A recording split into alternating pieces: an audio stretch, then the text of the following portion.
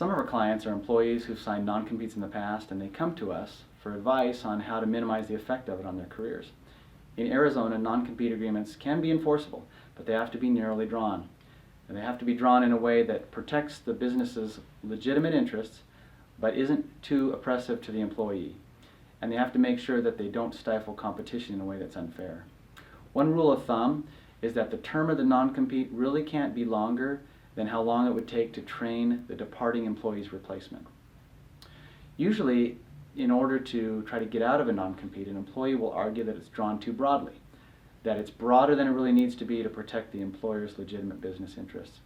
And courts usually will not enforce a non-compete if they believe that that's the way it's drawn. For example, one area that they can be too broad is in time. It's pretty common for employers to want to have a time period that's as long as possible. Maybe they want a year or 2 years. But again, the question is, how long will it take to really replace that employee when they leave? If it won't take a year, or it won't take 2 years, then maybe that time period is too long to be enforceable. Another way that these agreements can be too broad is in a geographical scope.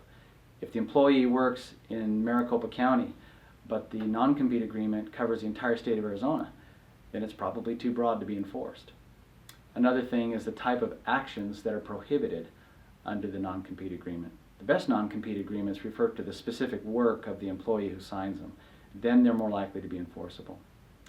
If an employment agreement that has a non-compete provision in it is too broad, then courts don't like to enforce them because they don't like to prevent people from working in their chosen field. Arizona has what's called the blue pencil rule, which means that if there are some provisions of a non-compete agreement that are too broad and they can be struck out as though they were struck out by a proofreader with a blue pencil, then the court might still enforce the non-compete agreement. But that requires a specific analysis of a specific non-compete agreement to determine whether that blue pencil rule is going to apply.